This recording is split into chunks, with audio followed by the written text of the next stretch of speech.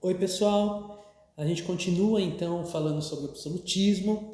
Na aula de hoje, aula 14 do terceiro, a gente vai falar sobre dois exemplos de países que vão formar o seu modelo absolutista. Então, na aula 13, nós estudamos a caracterização do absolutismo. Então, a gente viu a base política, as questões teóricas que fundamentam o absolutismo, a questão econômica com o mercantilismo e a questão social associada à ideia da sociedade de estamentos ou estados sem mobilidade social. Muito bem. Então, dito tudo isso, vamos entender como é que a gente vai ter esses dois modelos interessantes de absolutismo na vivência, na prática. Então, a gente começa pelo mais clássico, que é o absolutismo da França. Nosso ponto de partida vai ser o fim da Guerra dos 100 Anos e a ascensão da dinastia Valois. Essa dinastia vai ser amplamente marcada pela teoria do direito divino dos reis. Bom, a partir da ascensão então dessa dinastia, o que a gente vai ter na França, uma tentativa de centralização, o que faz todo sentido. Se vocês lembrarem um pouquinho, vão lembrar que a Guerra de 100 Anos é considerada a última grande guerra feudal. E por que a gente chama ela de guerra feudal? Porque ainda existia a ideia das dinastias ainda medievais. Então eram suzeranos que lutavam e levavam os seus soldados na relação de vassalagem. Então, na real, a gente não tinha ainda a ideia de um Estado-nação formado. Foi a Guerra dos 100 Anos, na verdade, que apressa isso tanto na França quanto na Inglaterra, e por isso o Estado Nacional se forma a partir desse momento. Bom, beleza, lindo. No caso da França, a gente vai ter essa formação então com a dinastia Valois. Só que é o seguinte, nós estudamos também já que uma das coisas que vai acontecer muito sérias na Europa é a reforma protestante. E nem todos os lugares europeus aceitaram a reforma de uma forma tão fácil. Na verdade, os conflitos religiosos se tornaram muito intensos. No caso da França em particular, os reis católicos da dinastia Valois vão considerar o protestantismo como ilegal. Isso mesmo, condenado e, como a gente viu, né, a Contra-Reforma Católica, com uma forte presença da Inquisição lá no país. Só que os protestantes franceses, principalmente de uma linha chamada Huguenotes, que são calvinistas, mas franceses, então, portanto, uma ligação bem direta aí com a burguesia francesa, acabam crescendo muito e principalmente em Paris, vão ser muito influentes e muito poderosos. Mergulhamos então em um longo período chamado de guerras religiosas por toda a Europa, por sinal, entre 1562 e 1598 nós temos confusões religiosas, particularmente esse período na França. Um dos eventos mais marcantes das guerras de religião na França vai ser quando o rei Carlos X, da dinastia Valois, ordena um massacre na noite de São Bartolomeu, um evento super famoso e lembrado pelos protestantes no mundo todo, porque nessa noite são exterminados milhares de protestantes, não só em Paris, mas em vários lugares da França. Então a situação ficava bastante tensa. Bom, a dinastia Valois vai se sustentar no governo até a situação que vai ficar mais complicada na herança de Henrique de Valois. No momento, se pleiteia o trono mais dois outros candidatos. Além do Henrique de Valois, o herdeiro legítimo naquele momento, Henrique de Guise e Henrique Bourbon, de uma família em ascensão. Entre 1587 e 1589, os três Henriques entram em guerra, por isso Guerra dos Três Henriques. E no fim delas, Henrique Bourbon acaba vencendo e vai fundar uma das dinastias mais famosas da história, das mais luxuosas, tendo seu ápice aí do luxo com Luís XIV e também aquela dinastia que vai ficar marcada pela Revolução Francesa anos à frente. Henrique de Bourbon governa com o título de Henrique IV. Uma das coisas interessantes é que o Henrique Bourbon se dizia protestante E por isso ele tinha um certo apoio puritano interessante, né, dos calvinistas franceses lá, dos huguenotes. Mas o que acontece? Acontece uma questão básica. Ao começar a governar, ele percebe que o apoio católico era essencial. Então, Henrique Bourbon se diz desconvertido do protestantismo, sendo católico, mas sem esquecer das bases protestantes, ele acaba permitindo a liberdade de culto no Edito de Nantes, que está marcadinho aí para vocês, em 1598. Muito bem, dessa forma, o que nós temos então é um modelo focado na construção de um absolutismo, que vai ter a sua consolidação com os próximos reis Bourbons. Com Luís XIII e Luís XIV, a gente atinge o máximo dessa construção absolutista. E por quê?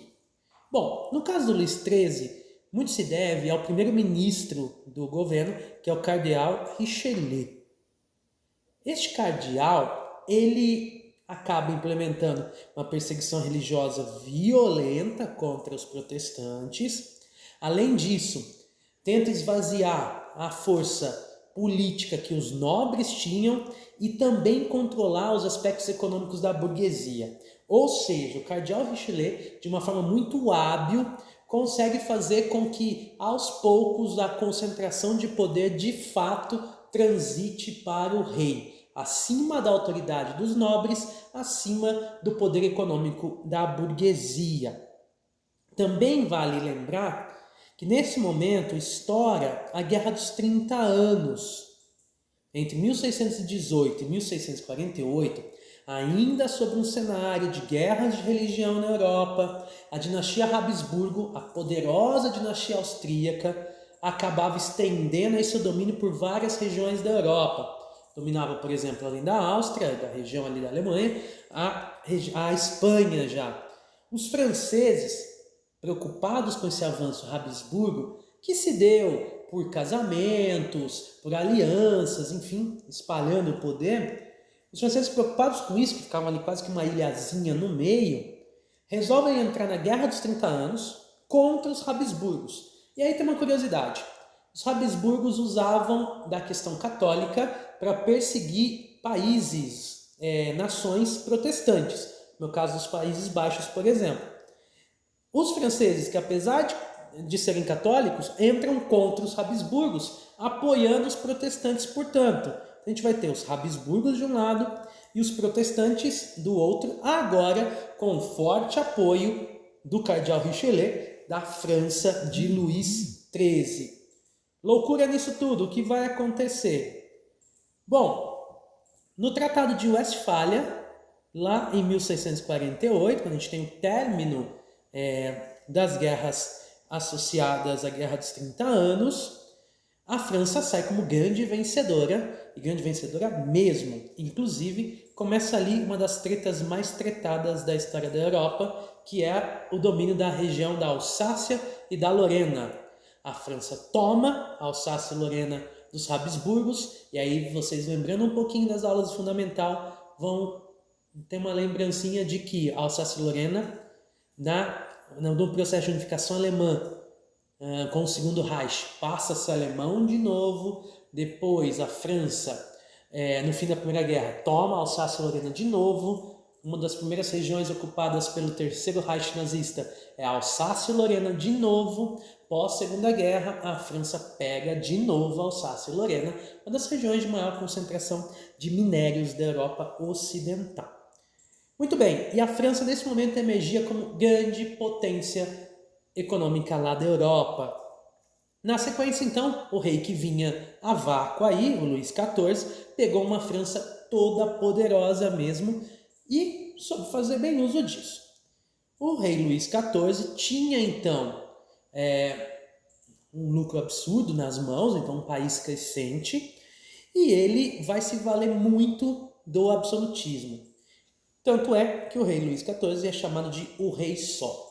Quando perguntado o que era o Estado, ele não pensou duas vezes e disse: o Estado sou eu. Porque tudo se resumia à figura do rei de fato. Uma coisa que eu quero chamar a atenção é na construção dessa imagem do rei. O rei Luís XIV, ele era baixinho, gordinho, de pernas tortas e bem finas, com nariz muito grande, careca, então sem nenhuma, digamos assim, um conjunto belo para se demonstrar em público. Portanto, surge aí essa ideia de construção da realeza. De que sentido?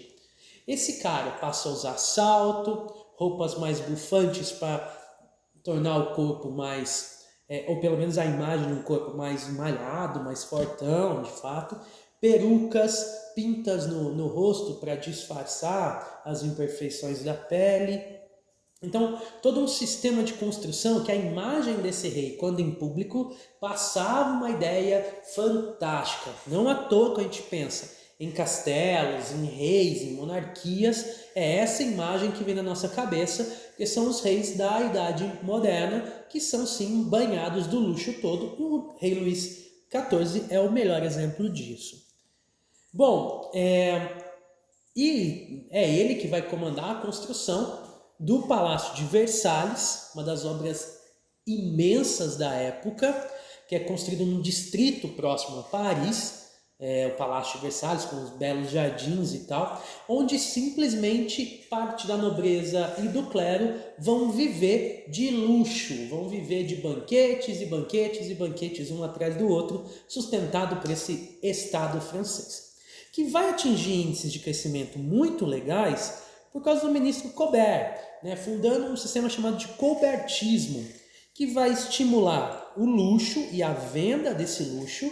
Não à toa a França carrega há vários séculos já essa ideia de ser um centro de beleza, de moda e tudo mais. Desenvolvimento de manufaturas mais especializadas, por exemplo, os perfumes, e um comércio bastante ativo.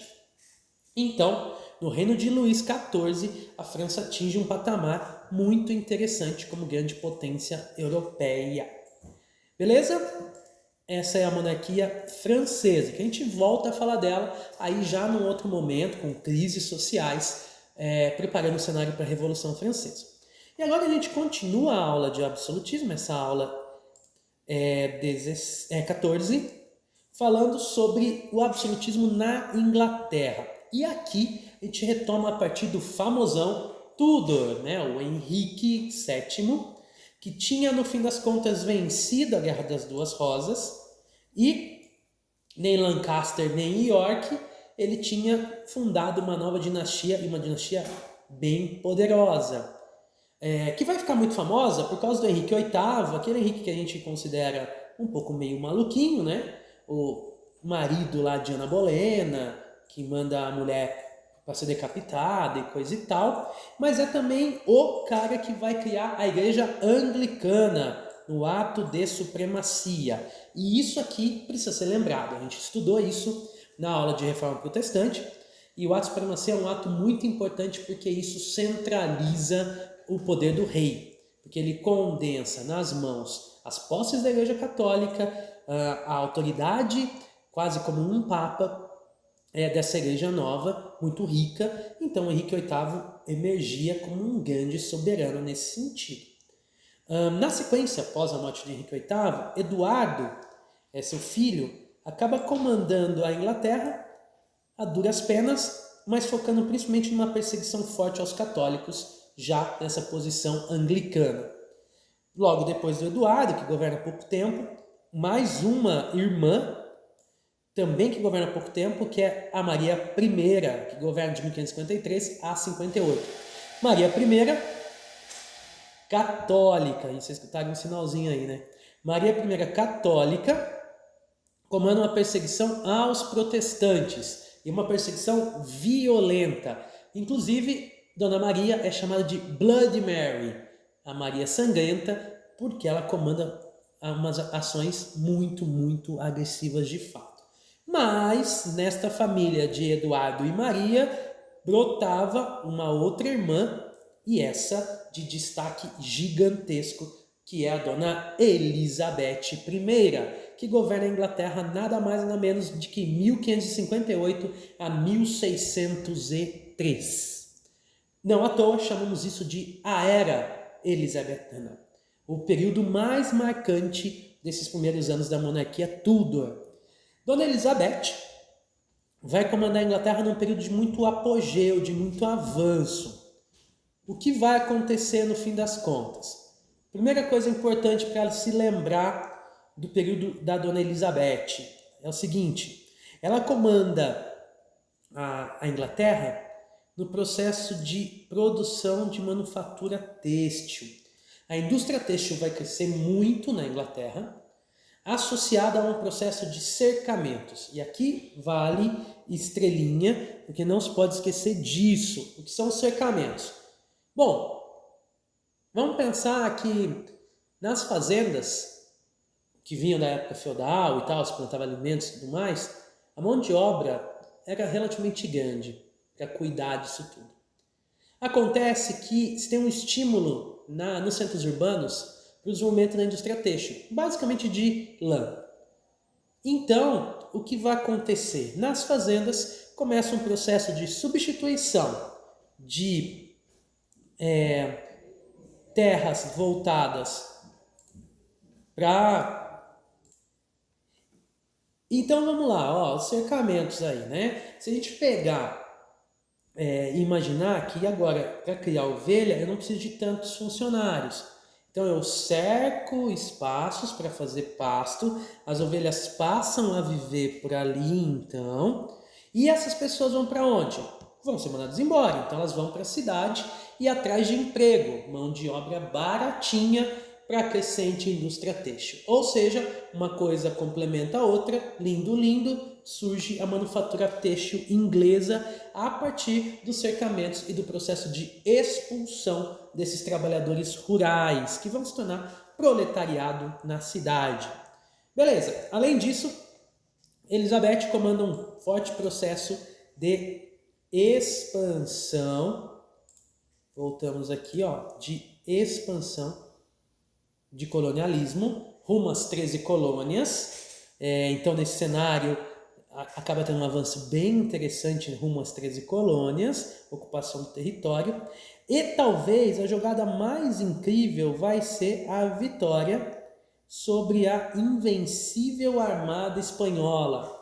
Até então, se considerava a Armada Espanhola como o conjunto de navios mais poderosos do mundo, e de fato era, mas a Espanha vivia já um declínio progressivo com a diminuição da entrada de minérios vindo da América, e é nesse contexto que, no enfrentamento direto, a Marinha Britânica, surpreendentemente, afunda todos os navios da Invencível Armada, colocando a Inglaterra com o nome que vai ficar famoso durante muitos séculos como a Senhora dos Mares. E assim vai ser.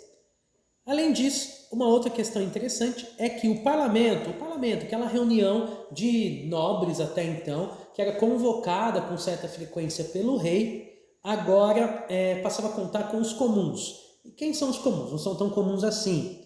São burgueses que acabam tendo uma influência maior e participam também do parlamento. Então, de certa forma, é um período muito tranquilo.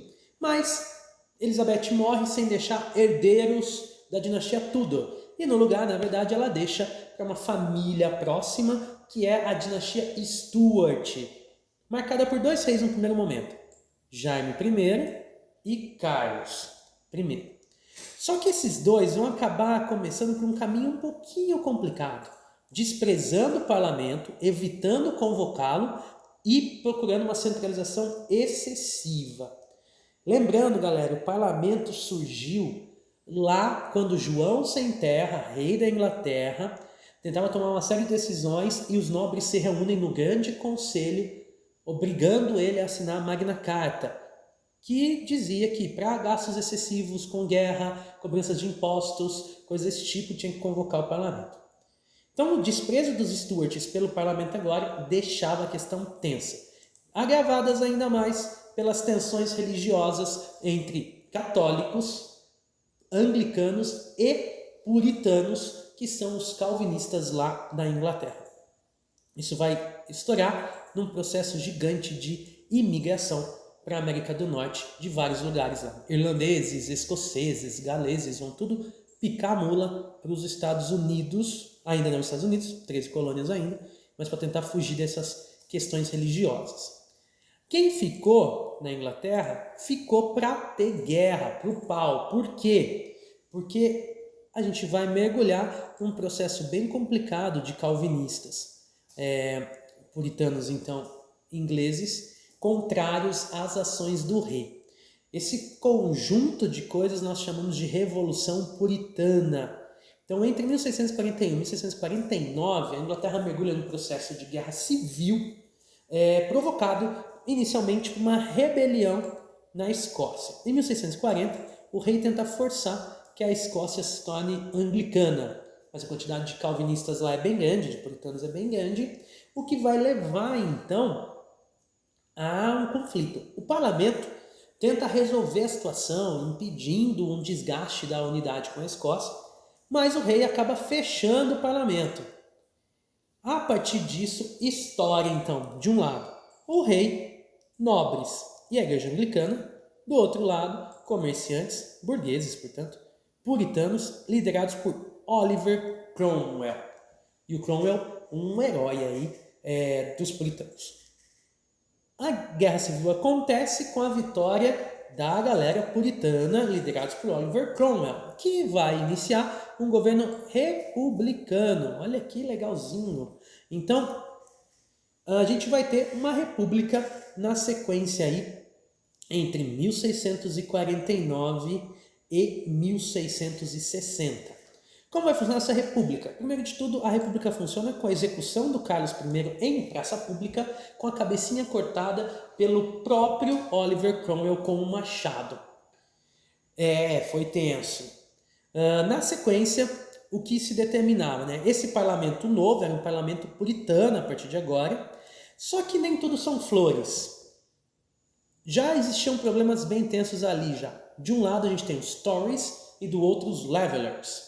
Os Levelers defendiam uma reforma agrária, maiores direitos concedidos, ou seja, vamos pensar que era uma galerinha assim, mais igualitária. Já os Tories pensavam no pau, logo não estavam nem aí para os pobres. Bom, não que os Levelers gostavam tanto assim dos pobres, mas um pouco mais. Então, com o parlamento já em conflito, tudo era sustentado pelo grande Lorde Protetor da Inglaterra, que é o Oliver Cromwell, vitalício por sinal. O Cromwell se declarava tipo o líder da república, mas um líder vitalício, o que não faz muito sentido, porque ele era um ditador dentro de um regime parlamentar que mal funcionava, numa república que era quase uma república fake. Mas enfim, era isso que tinha. Uma das medidas mais importantes do Sr. Cromwell foi os atos de navegação, e aqui foi uma tomada de decisão sensacional. O Cromwell disse que a partir desse momento, produtos ingleses só podem navegar em navios ingleses. Com isso, ele visava detonar uma galera que era forte no comércio, que era lá o pessoal da Holanda, dos Países Baixos. Porque os produtos ingleses eram desejados em vários lugares da Europa e agora tinham que navegar em navios ingleses. Ou seja, a Marinha Britânica vai bombar. E vai mesmo. Mais um sinalzinho aí. Bom, acontece que o Cromwell morre. No lugar, ele deixa para o filho dele, para o Richard Cromwell, que sem a mesma habilidade e capacidade do pai, vai ser derrubado. E aí então se tem uma restauração Stuart, apoiada pelos nobres. Essa restauração Stuart vai levar para o governo Carlos II e Jaime II. Eu coloquei terceiro, mas é segundo aí, galera. Bom, e o que vai acontecer? A primeira coisa que eu acho interessante é que o Carlos nutria assim, uma certa raivazinha pelo Oliver Cromwell. Tanto é que o cara manda retirar o corpo do Cromwell da abadia de Westminster, deixa enforcado o corpo do defunto durante um tempo e depois corta a cabeça, de raiva, porque ele tinha acabado de fazer isso com um pai, né, alguns aninhos atrás. Enfim, só que os Stuarts de novo vão implementar um modelo absolutista e agora mais absolutista ainda. E olha que louco, com o apoio de uma elite católica. Esse apoio dessa elite católica vai ser o caos, porque daí eles perdem o apoio de geral. Os nobres anglicanos não apoiam, os puritanos não apoiam, a burguesia não apoia e, consequência disso, burguesia e nobreza anglicana, juntinhos, abraçados, felizes e contentes, vão atrás de Guilherme de Orange, genro, por sinal, na época, do Jaime II. O Guilherme de Orange é convidado para assumir o trono da Inglaterra, naquilo que ficou chamado de a Revolução Gloriosa, porque não houve derramamento de sangue. Quando Guilherme de Orange chega para tomar o trono, o rei Jaime II simplesmente renuncia e o Guilherme de Orange assume o trono.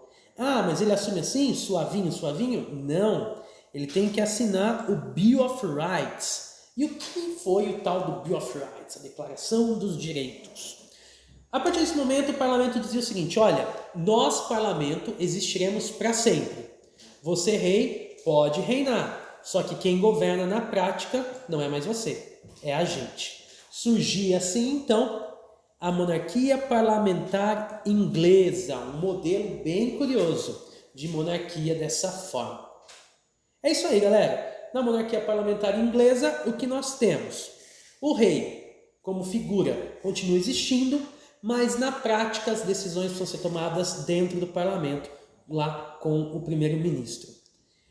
Beleza, pessoal? É isso aí. Aula 14, então. Nos vemos na próxima aula. Valeu!